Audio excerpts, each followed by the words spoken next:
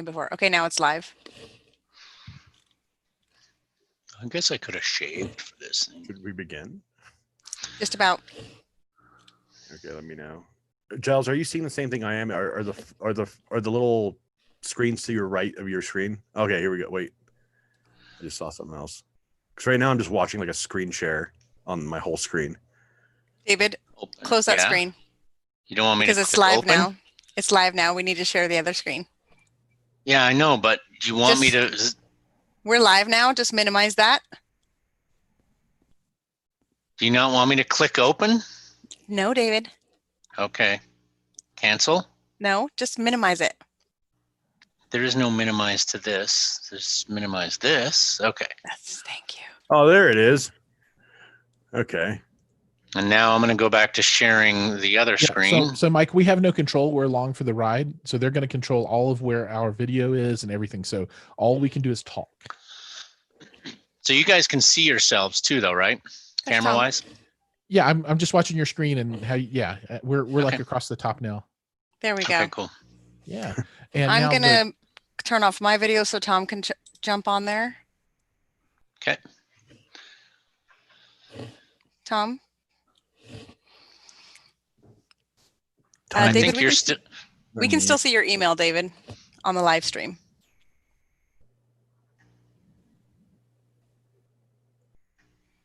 So like everybody in Facebook can see your email right now. Not anymore, right? There's a delay, so. All I see is the Alcons stream that you guys are doing. Yeah, you can't see my email or anything, right? I don't know. There's a delay, so I'm on HiFi Fanatics. Oh, okay. Home Theater Fanatics Facebook page, just monitoring. Yeah, and we're live. Hey, everybody, live on all of our channels. All right. Wait, how are we streaming to all of our channels, Giles? Restream.io. That is what we worked on for about 8 hours yesterday. Well, we're not live on all of them. It's just a small subset.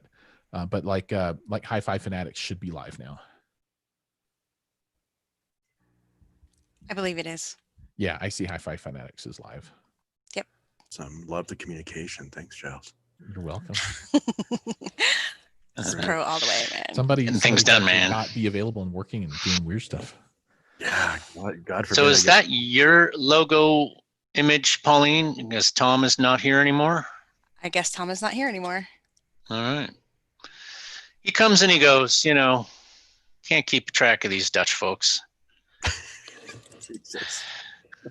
Well,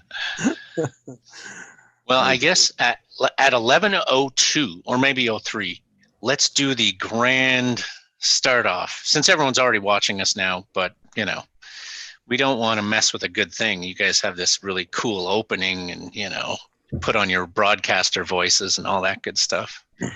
I'll even push my button over here. All right. Giles, wait for me to pause before you go crazy, okay? Because we always talk over each other. I know. It's horrible. I'm gonna introduce myself. Well, I'm gonna introduce the whole situation. I'm gonna I'll introduce you, and then I'll introduce the guests, just like normal. Yeah. I love it. You want me to call you Gzilla just for fun? Dude, I mean, you can anything Just you want to call me. I'm good. Is it a free for all now? Dude, apparently this one is just crazy business. Okay. Or TZ gave us the green light for madness. So. Yep. Giles, you gonna sing for us today? It might happen. When we start talking about understanding object-based environments, you just got to break into a little bit of song. Object-based environments. I'll have to write that down for the phrase of the day. Yeah, I'm never satisfied. Wouldn't it be nice?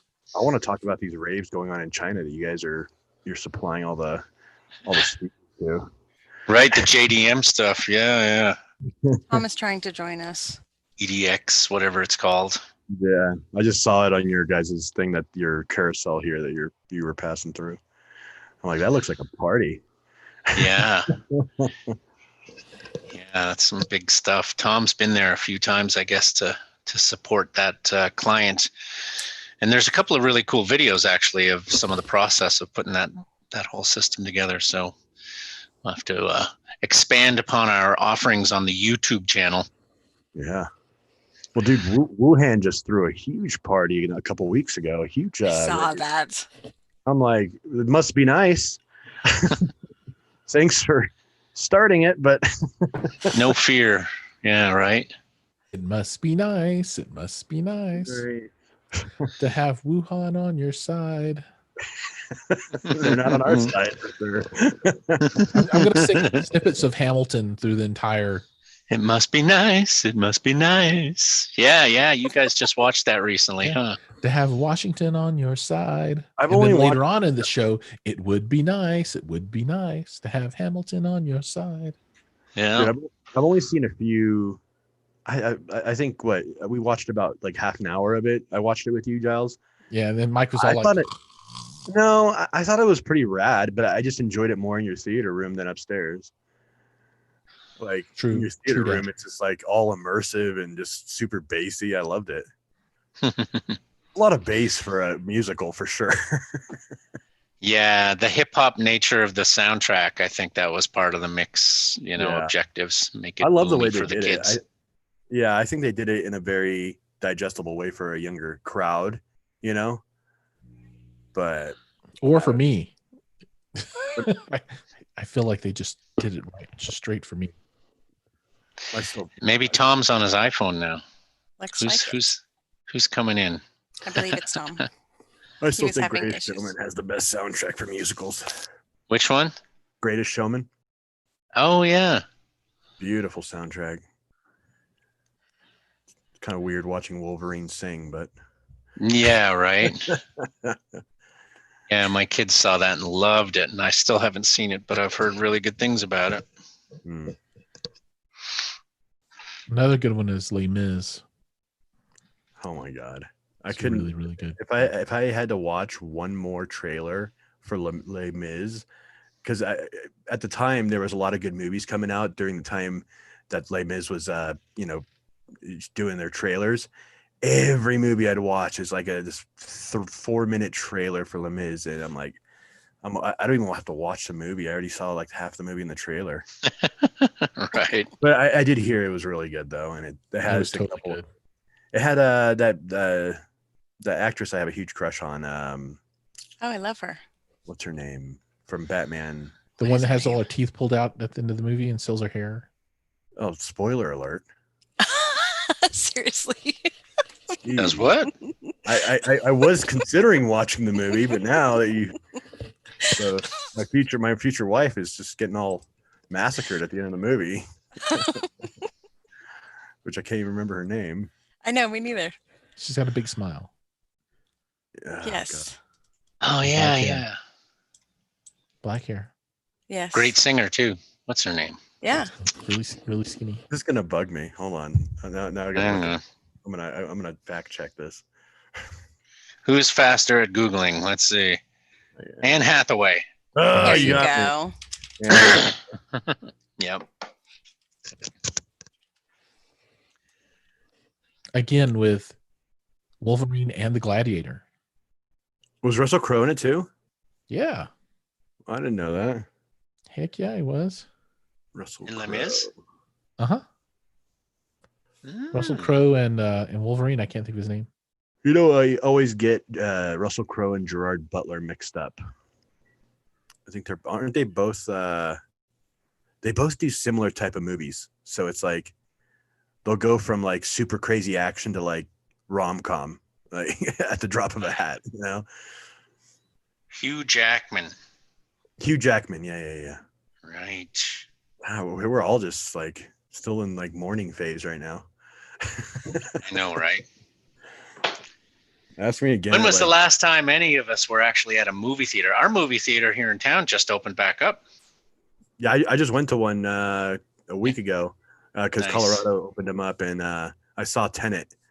It was so good. Oh, you did? It's out. Yeah. Oh God, yes, it was so good. I didn't realize that was Denzel Washington's son. Oh, no kidding. I didn't know that. Yeah, the main character is Denzel Washington's son, and I'm like, because I'm like, I've never heard of this guy. He kind of looks like Chadwick Boseman, the Black Panther that just passed away. Right. He has a similar like look to him, you know, a similar Right. feel too, like a similar acting, style. Right. And when I saw the same guy on a thing, I'm like, man, Washington, that's a familiar name. And then they were talking about his dad, and I'm like, oh, that makes sense. But yeah, he's a good actor. I mean, I'm not going to say he's as good as his dad. How long is the movie? Oh, it's almost 3 hours. It's 2 hours and Yes. 50 minutes. It's long. But I'll tell you what, it does not stop. If you look down once, you'll miss something. Wow. So it's one of those things where you got to just pay attention and just entertain yourself throughout the whole movie. It was incredible. And the soundtrack is phenomenal. bet They it shot it good. they shot it in 70 mil film. Yeah. Really? Yeah. I bet it would sound Actually, good on an one of the Alcons audio guys- system. Oh yeah, it will. One of the guys that worked on it, who actually was doing all the daily reviews for Chris Nolan in the trailer out in the desert with the film, having to do daily reviews with film stuff shot on film must have been a nightmare. And actually, the guy's name is Taylor Umphenall. Mhm. He works at the American Legion, the Hollywood Post 43, where they did the big 500-seat theater install. It's a gorgeous facility. He's their main projectionist because they have 70 mil, a couple of really hot rodded Norelco 70 mil projectors, as well as, Christie and Sony digital cinema. Right on. But he worked on the film, was there every day reviewing the dailies with the actor, and said it was a very intimidating experience because I guess the projectionist before him got fired and get out of here. He's like, oh boy, walking into the wolf's den. So It's crazy. apparently it went well, and he had been given the approval to use a bunch of trailer stuff. So while we were down there, doing things, we got to watch snippets of Tenet. So it looked really amazing. I was like, wow, I can't wait for this to come out. I guess they finally let it out. What was it, a week or so ago, Mike? Yeah, it was a couple weeks ago now. Yeah, 2 weeks ago, I think now that I went to go see it. But honestly, my biggest driving factor for going to see it was to see the teaser trailer for Dune. Because the Dune trailer hadn't come out yet, and they were featuring the teaser right before Tenet. So I'm like, okay, I'm honestly going to watch this movie just for this trailer, and I'm hoping to God it's good. And it ended up being phenomenal. Like man. Yeah, if I can watch it in an Alcons theater, that'd be ridiculously good. I'm going to have to go watch the original Dune again. I have it on Blu-ray. I just bought it on Blu-ray. Yeah. I would actually like to see Tenet in the Icon screening room, their big one. Oh, right. Yeah. I bet that would be off the hook. Oh, man. Even better would be Stamped. Go to the Stamped studios in Amsterdam that we just finished. That's one of less than 10 Dolby Premiere spec rooms in the world. That would be cool. Dude, Yeah. Oh, it sounds like that'll I'm gonna be show you some that picture. summer travel next year. On the way to family vacation, maybe I'll just go through Amsterdam. There you go. I mean, the family vacations always start or finish in Thailand. You always go back and visit the Correct. Well, extended family.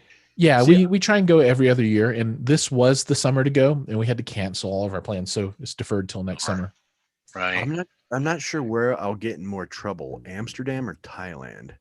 Yeah. I mean, I know I could find trouble in both, but where will I really get in Thailand. trouble? Thailand. Thailand. She's like Amsterdam's Thailand. not that much trouble. I mean, geez, you guys live Well, in 'cause Denver, everything's so legal. you have better weed dispensaries than they do now. We do. Yeah. Oh Yeah. man.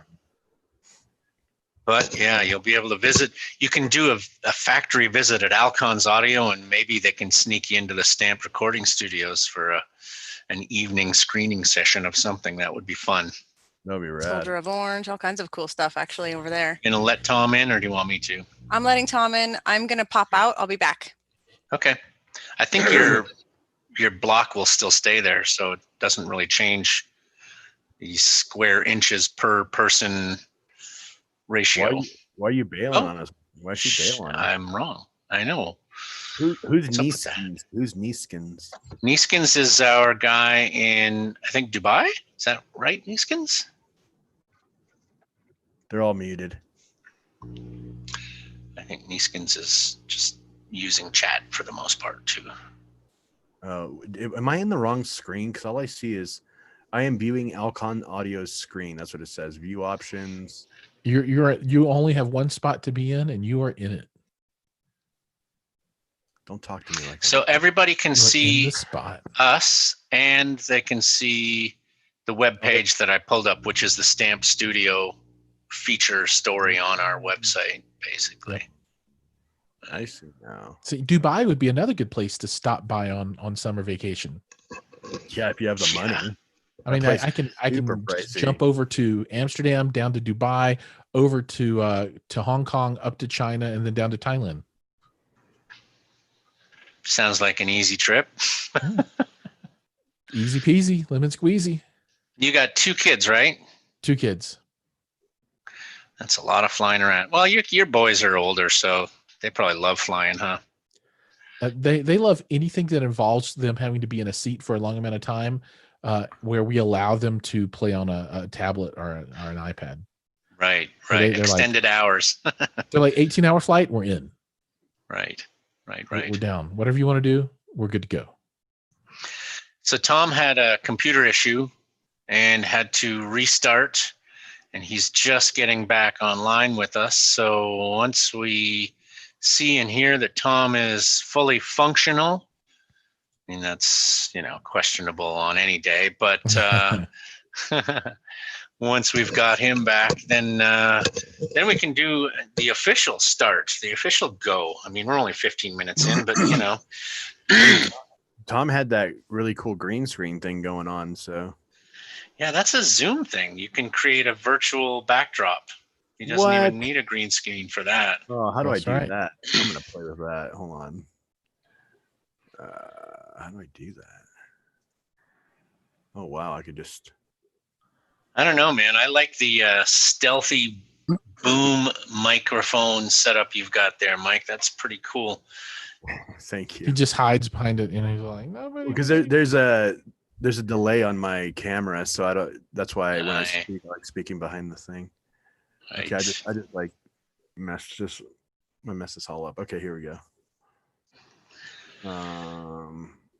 We could put. I should check mine. Now, Give now myself a Hawaiian background. Now I only see Dave. What did I do? Changed it to speaker view, maybe? I don't know. Exit full screen. Okay, I see Giles again, but I don't see everybody. You should see Giles and I, but iPhone, Neeskins, and Tom are not sharing their cameras quite yet.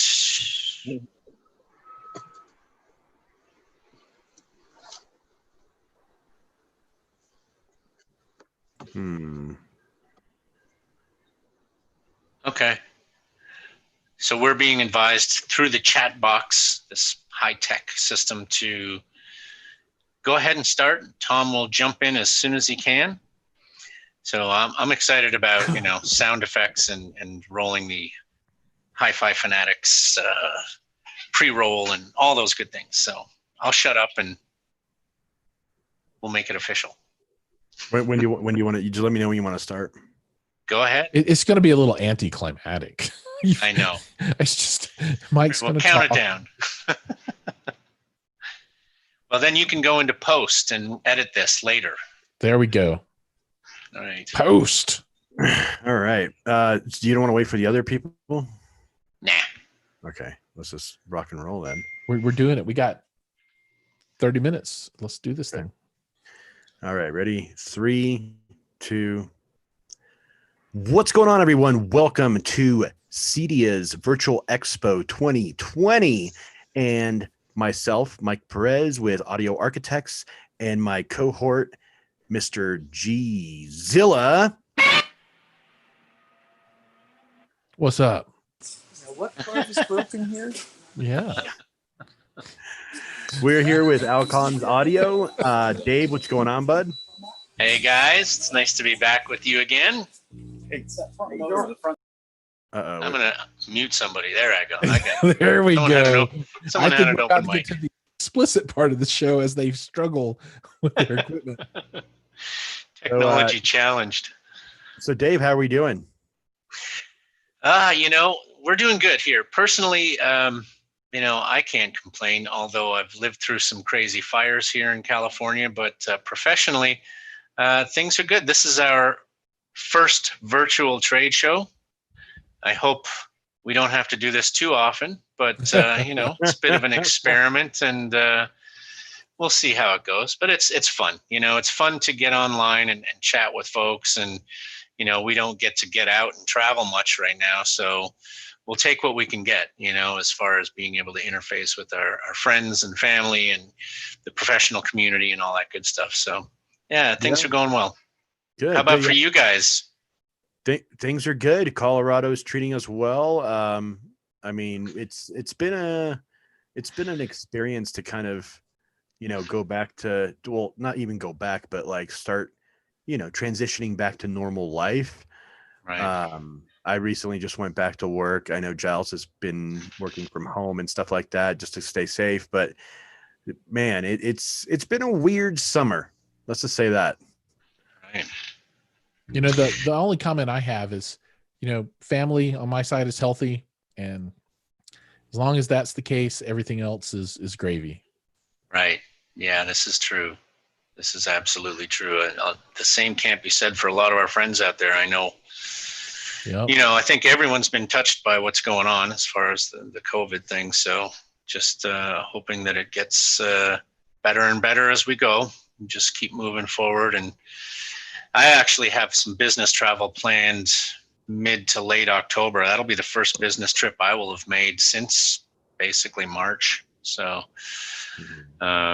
we'll see. We'll see how it all shakes out. There's a lot of concern with our customer base and our users on the pro side. As you can imagine, we do, we're big in the Broadway theater community, concerts, music venues, performing arts centers, anywhere where people gather in large numbers. So it's rough. It's tough to see all these folks going through this, people that have invested their whole lives and energy and livelihood in those segments, struggling. So we're hoping that things get better and sooner than later. So we shall see. We shall see.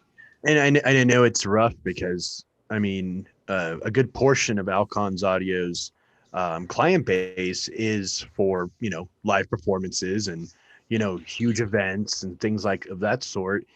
And I know a lot of people have been very upset because they've canceled so many concerts, so many venues, stuff like that. So yeah, I could probably see that had a huge impact just on activity in general for the past few months. But I think once things get, like I said, once things start normalizing, you're probably going to get flooded with business because people are going to be like, okay, we need concerts, we need raves, we need EDM events, So I think it was a tough summer, but I think so too. I think, everyone's going to be really wanting to get out and get into, a festival or go to a theme park or a Broadway show. And I think at the same time, people are really going to value that personal connection, that interface with humans, just getting out and seeing people again. So it's going to be interesting. I mean, in our pro segment, we've seen some of our competitors really struggle through this, and some of the bigger guys have had to lay off a lot of people. And we haven't really had any of that kind of experience. We, obviously when it first hit, we had to slow down the production, and in the Netherlands at our factory, we had to send a lot of folks home for a period of time just to be safe and to follow the regulations. But this company is kind of built to survive a lot of these types of things. And we're diverse enough in that we deal with the residential and the pro side, and on the pro side of a variety of different markets. So hasn't really hurt us, so to speak, from a business standpoint. I think in the long run, it will help us because, there's going to be a thinning of the crowd on a number of levels, on the manufacturing side, as well on the dealer side. These production companies, we already saw one major production company get bought up by another. And, so with any kind of challenges like this, you see people that adjust to the market and are able to benefit and grow from it. And then some that, can't survive it. So but like you said, yeah, I think people are really excited to get back out and start experiencing these events again and gathering together, even at just the trade shows. The Cedia show, it's a lot of fun to get together. It's a lot of fun to build up a demo room, a 12.x.6, whatever we did the last year. It was really good last year, by the way. Yeah, that was a lot of fun. Those funky little rooms that they provide for us are challenging. You're trying to mount a surround speaker on a wall that's like a 2-inch thick, 1/4-inch plywood on each side kind of a thing, but made it work. And yeah, every year at the Cedia show, we get really amazing feedback, and the visibility and the respect for the company goes up, every year. So, and you have to hear it. That's why doing a show like this, in a virtual thing, we can't do what is the most important thing for us to do and let people hear and experience our systems. So for us, this involvement in this year's show is really more about, just brand awareness and staying connected with the dealers and the reps and guys like you guys, and kind of an outreach environment to raise the profile of the company. So that's where we're at now. But yeah, hopefully down the road, we'll be back at it again and having fun out there in the field doing these things that we do. Oh, I see Brandon made it. Brandon's one of the first guys in the US to put in an Alcons home theater. I don't know if Brandon's popped in on the chat. Hey, Brandon, nice to see you. Yeah, I see him. I saw him make a comment a little bit earlier. Cool. And Tom, you're back. Are you able to chat? And okay, cool. Just sorry guys. I had to switch hardware and all that stuff. So, but I'm up and running. Sounds good. Don't ask me how I did it, but it's quite. It's a mystery. It was no, it was acrobatic actually. It has to do with the new laptop and a recent update of Windows 10, and it all screwed up the Lenovo speaker and microphone hardware. So I've never experienced such things. You gotta love updates. Oh, sheesh. Yeah, fun stuff. Yeah. He was there and then he was gone. He was there and he was going, hey, I think. Oh, he's back. Here we are. Yeah. Right. Man, look at all these people. They're all coming in now. Yeah. All right. So joining us is Tom. Tom, can you tell us what you do for the company? Actually, I'm sort of the jack of all trades of Alcons Audio, and but my official title is managing director.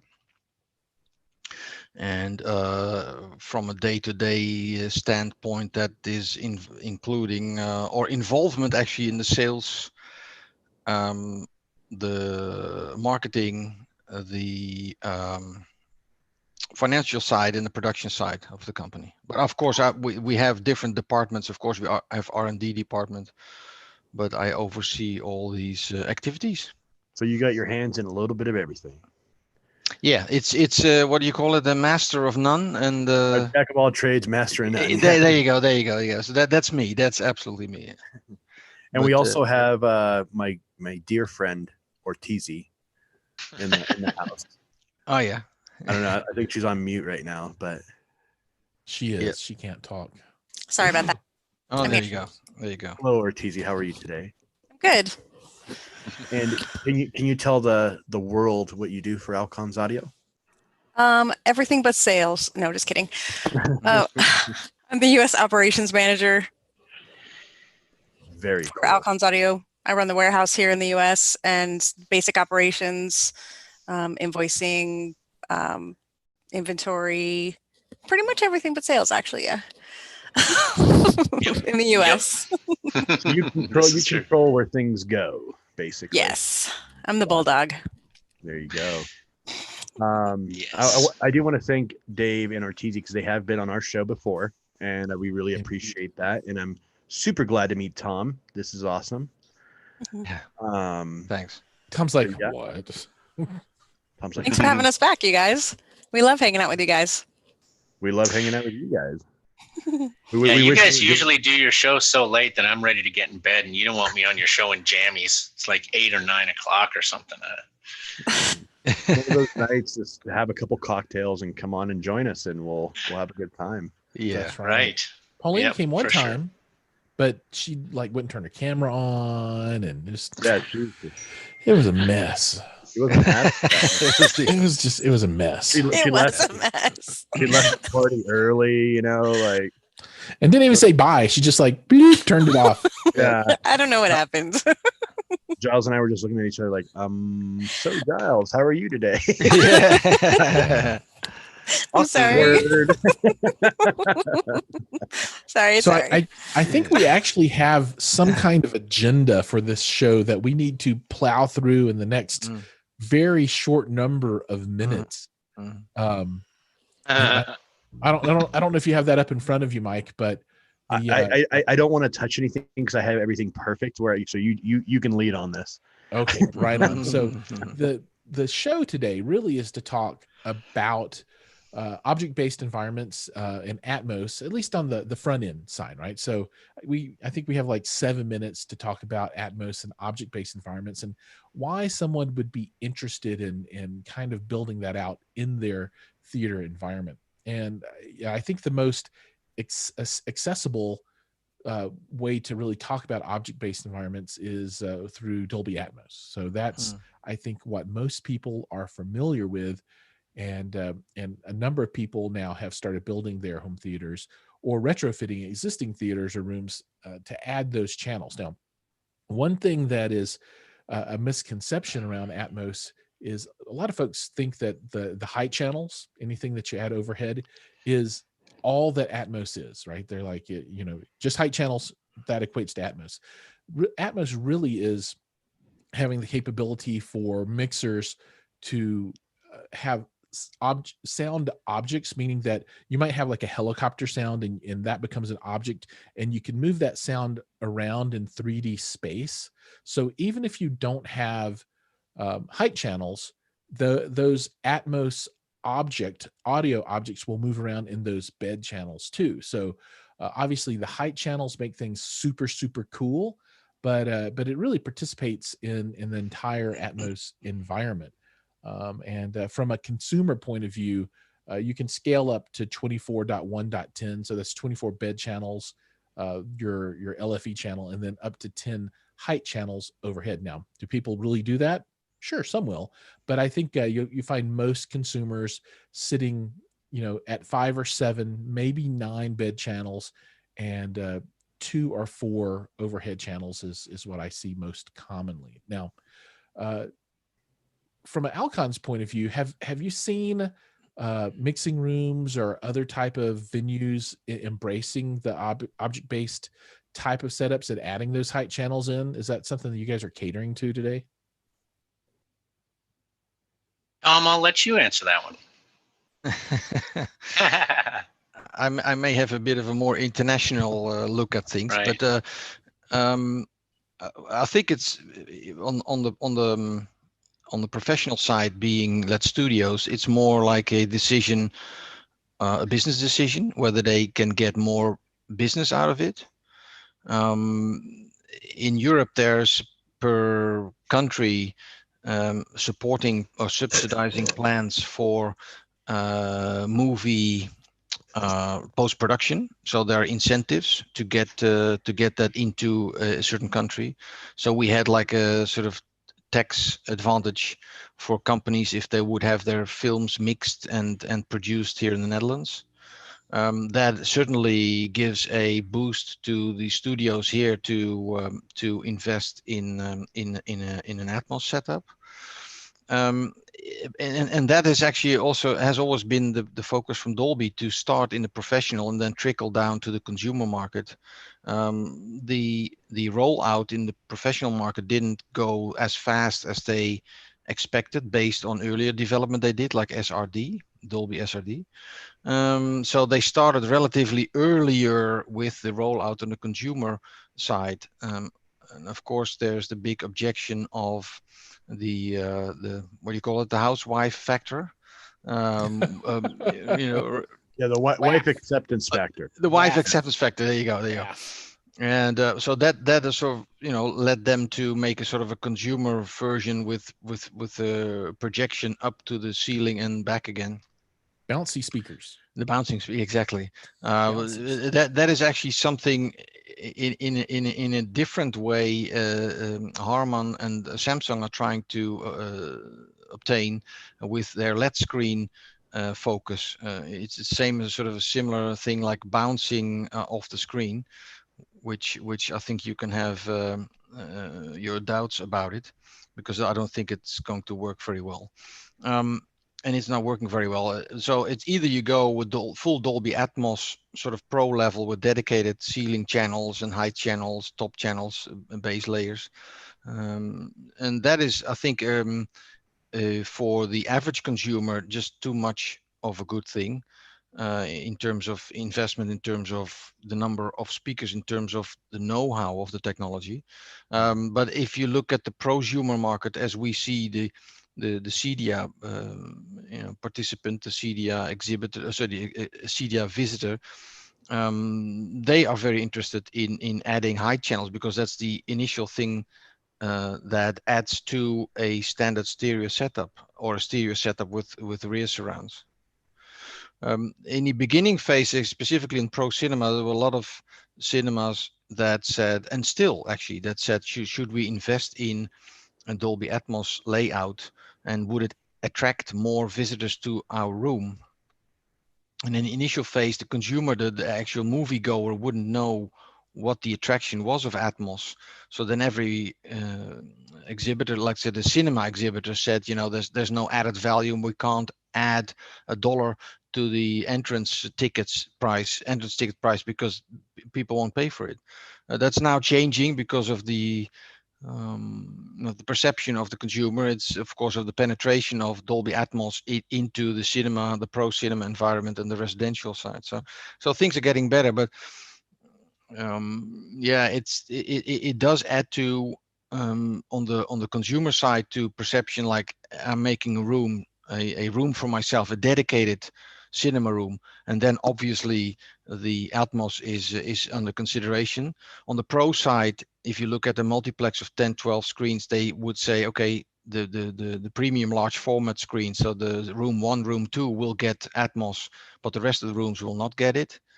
And those are the considerations. On the studio side, it's purely driven on demand. If there's a if they make a room specifically for a certain level of productions, then they will know whether they need to invest in this system, or they can say, well, I can stay away from it until we get the request from a big movie, and they would say, well, we can only do that in Dolby Atmos. So there's different considerations for different applications or different consumer and end user groups.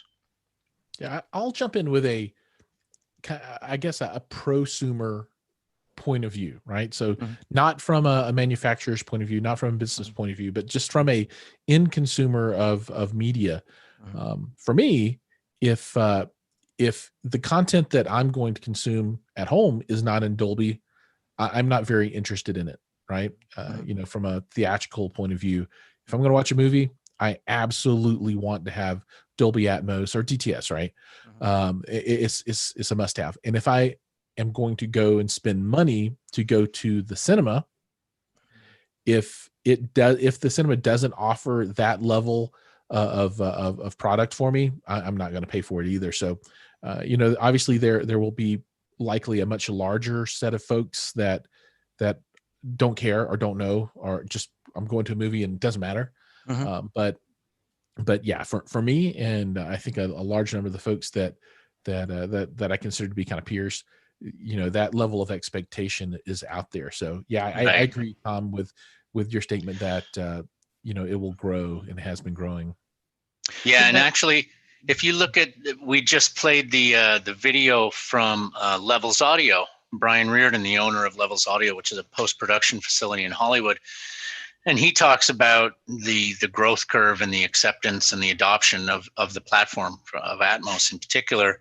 And, it's no longer just movies, but pretty much every movie that's being made is being done in Atmos. Whether or not the cinema has the capacity to play it or not is another thing. Most cinemas now offer at least one Atmos room and then the other 7.1 rooms or whatever, and that's growing. But the thing that's really interesting is the proliferation of Atmos productions in the TV market. So Brian does all the Netflix stuff. Well, not all, he can't handle all of it, but he does a ton of Netflix, ton of Amazon Prime, ton of Apple TV.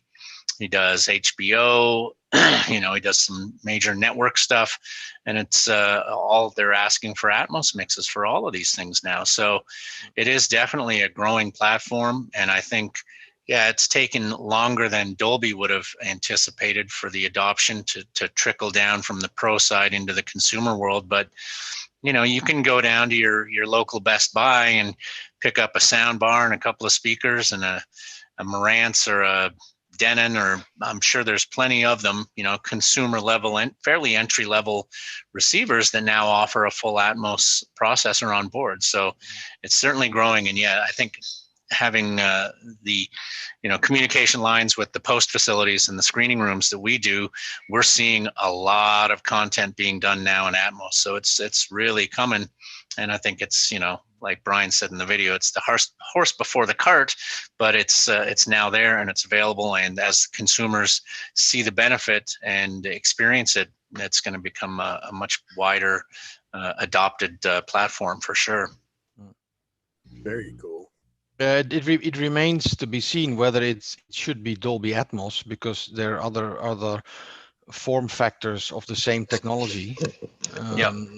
But I mean, from the studio standpoint of view, of course, like the film studio standpoint of view, then Dolby is, of course, the well-known sales rep that jumps into the room and says, "Hey guys, shouldn't we do this movie in Dolby Atmos?"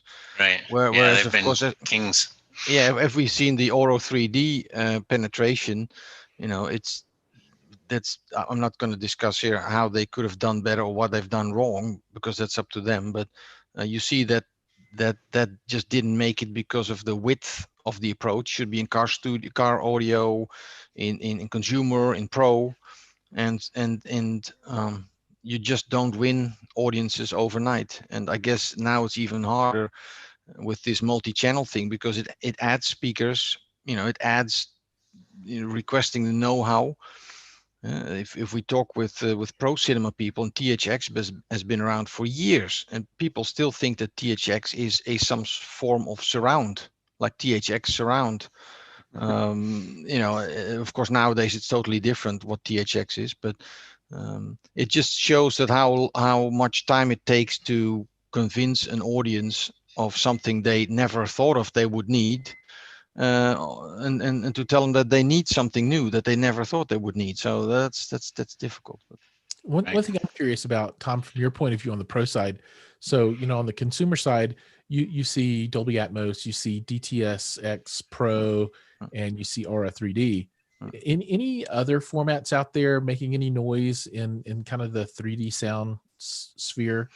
Anything else that's of note these days? Oh, these are the mains in what I would call the prosumer. Of course, on an open source level, there are a lot of other possibilities to get there. I mean, up to the if we for instance, like we're asking to do an immersive hardware immersive system, but that's based on proprietary content, so anyone could create their own non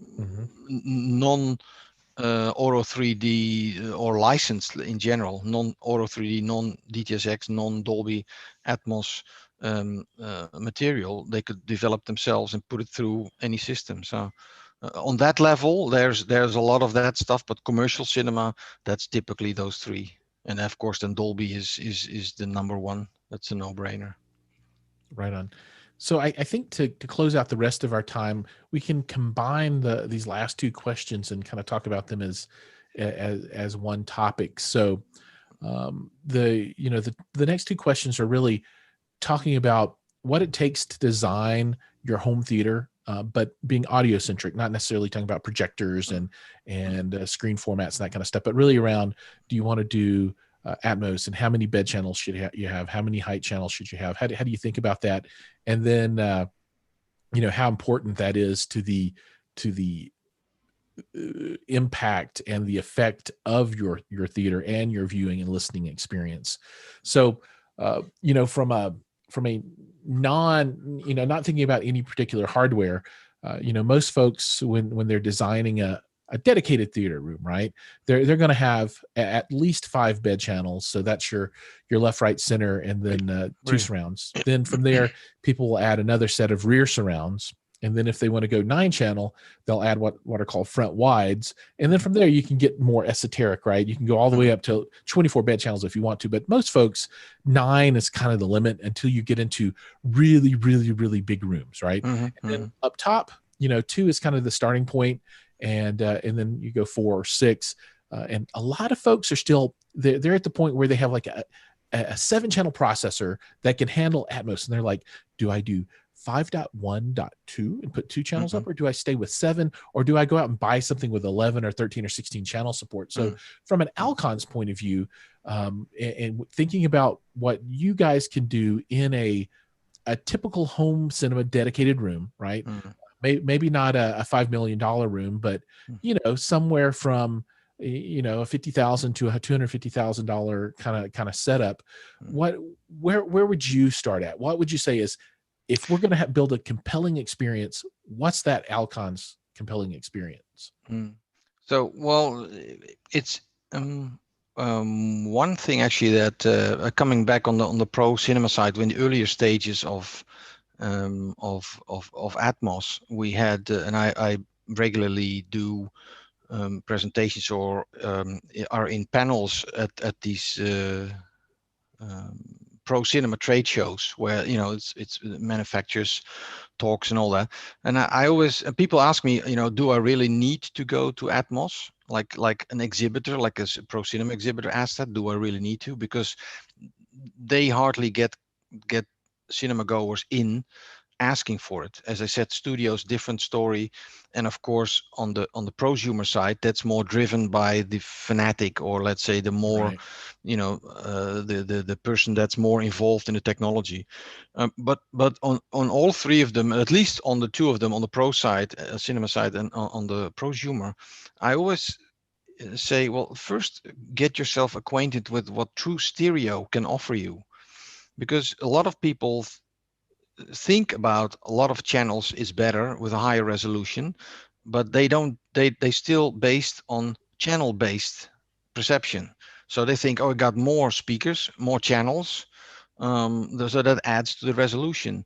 But typically what I always suggest is start with a good stereo approach, or be it a 5.1, to understand what is depth, what is width, and what is blending from one channel to the other. A comment we get regularly is that people listen to audition a stereo setup, which, or put it different, they listen to a, let's say, 5.1 setup, but we switch off all the channels except for the left and right. And the response we almost always get, people say, oh, but the center channel is still on. And if I move towards the center channel, it's still on. And then if you demonstrate, well, no, it's off. It's just stereo left and right. And it shows what the actual effect of true stereo is, and what the whole idea of stereophonic is. So if you understand that, what you can achieve with only 2 speakers, getting this wide and deep imaging, then people have a bit of a different thought on adding just the numbers of more speakers, left, right, fill in every part of the wall or the ceiling with a speaker. It doesn't add to the experience. So that's one thing. That's where you start. Then the second thing is, if building up a system, in general, your ears are mounted left and right on your head, so the perception is more sensitive on the horizontal plane. So any movement, any let's say certain angle of or step distance between one channel and the other, let's say that the ultimate right channel to the width channel, those things are way more relevant than going up in the ceiling with a second layer of height before you go into the top channels, because vertically the brain can't detect such small steps, small increments of angles.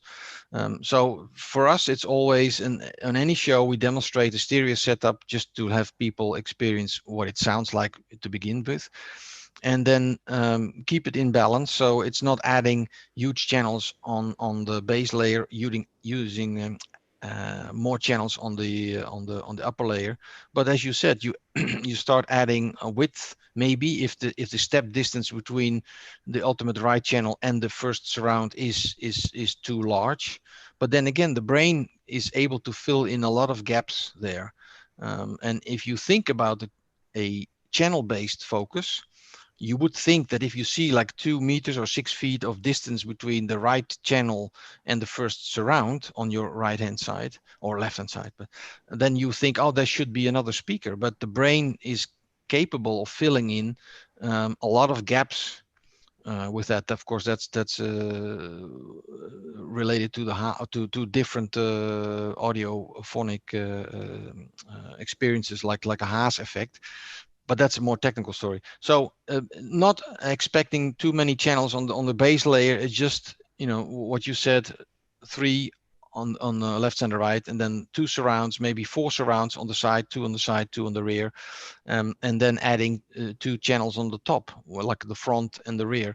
And of course, from there you start adding you know, upper layer, left, center, right, and rear height channels, left, center, right. But that's really overkill. I think for the most people, the most important will be the high channel or a top channel, the voice of God, as it's mentioned quite often, and Sure. a proper base layer stereo setup, left, center, right, with a proper speaker layout, left and right, and rear, left and right, and of course acoustics. You know, sometimes we have people saying yes. they want to spend. I mean, there's so many stories. We have, you know, cinema owners that have spent fortunes on acoustics because they were convinced that the acoustics would do the performance. And I've an example. I've had a customer that wasn't a customer of ours, a cinema owner in a more of a service, higher end type of cinema, and he has a whole chain, and he needs to fight with the big multiplexes, the chain cinemas. And so he does it over quality. So he spent a fortune on acoustics in his rooms, but he kept the budgets for the speakers relatively low. And the typical experience they had, even after this building was finished and the sites were open, the rooms were open, is the customers would complain about the loudness of the sound, and they would say, well, you know, it's too loud. And then it wasn't, because in the Pro side you calibrate the processor on level on let's say step 7 with a certain SPL range, and they had to turn it down to like 4.5, the processor, because people were complaining it was too loud. There, like a few years ago, there was a whole discussion about, are movies getting too loud? But the whole reality is it's distortion. It's distortion, distortion, distortion. Now, if you look at that from that perspective, what happened to this cinema owner? And we were talking about 5 years, and every year we would meet in Barcelona or at the Cine Europe show, like a show West, show East, CinemaCon type of thing in Las Vegas. Or we would even meet in Las Vegas, and I said, hey, how are things going? Yeah, great. And then another building, and everything cool, everything cool. So you need any speakers? No, I don't need any speakers. But he kept on coming back, said, but I do get complaints about, you know, from the audience about it's too loud. And so a dealer of us here in the Netherlands took him to a multiplex where they had one room with an American type of American brand of speakers, and they had this exact same room laid out with an Alcons system. So he brought his whole crew, his staff was like 40, 50 people in a bus. They went up north to visit the cinema, and they did the exact A/B comparison thing, play back on room 1, play back on room 2, and both were on the same level. And the staff came out and said, well, that room is way too loud, and the other room is fantastic. And then we showed, yeah, it's the processor settings the same, but you're listening to the distortion that creates this sort of overly loud screaming effect of sound, which is for a lot of people the reason why they don't want to be in a cinema, because it's too loud for them. But it's distortion. Never heard that story before. Yeah, it's true, and that, but that happens so often. So, but people don't realize that. The other day on Facebook, there a group of people are in motion picture technology talking about, yeah, but the mixes these days, the mixes are just made to make bombastic commercials, and people turn up the level. So then when the commercials come in, and then they get too loud. And then I say, well, if you look at reference monitors, if I take 5 top brands, they sound totally different. So if that's your reference level, and then you use that mix type of mix for cinema or for TV, then it is no doubt on one monitor system that you think it sounds great, and you play it back on an average home system, then people are shocked about the loudness or the unintelligibility of the sound because of the way it's mixed. And again, it's distortion, and that is such an underrated part of the audio experience. That's why I said bring it back to just 2 channels and see what happens with the proper setup. And then from there, sorry. Yeah. We actually need to kind of push forward. We have Bill and Taylor from Hollywood Legion kind of standing by to watch their video and do a Q&A. Guys, Giles and Mike, you guys are absolutely welcome to join in on that. Taylor's the guy that worked on Tenant, so he'll be on. Taylor, with us. if he's going to be on, he is awesome. I really enjoyed speaking with him. And 5 seconds here, I've always been like, oh, I should have been in the movies, and it's really cool talking to the guys that are really in the movies, and they make it and they do it. So it's really neat. That'll be fun. Yeah. Okay. Yeah. Great guys. I can't win from Taylor, so he's got the stage. So if you go to our Alcons audio booth on the Cedia Expo and just click the right arrow, can you show them where that is? The next, David, the next, yep, go and click on that. That's where we're going next. If anybody wants to join us, we don't click on it out. Okay, or you did. Yeah, I don't have don't to. click on that. Yeah. You need to go through that. Yeah. I'm going to click on that, and it's going to cut you all off. That's true. And then you'll have to come back to this new Zoom link. Well, you should. And Giles, I could just stream everything to you guys all day long if you like. Just leave it rolling. You could do that, but if you could turn it off, I'd appreciate it. Yeah, make sure you end it, David. Make sure you turn it off. Turn off the live stream, and then end the video. All right, we will see you on the other side. All right. Thank you so much, you guys. Thank you guys. Thanks. Appreciate it. Good to see you again. Be a little more polished tomorrow. Thanks, Giles. Thanks. Yeah. Thanks, Mike. Thank you, guys. Thanks for being here, Neeskins and Brad. Thanks. Hi, guys. Brandon was here.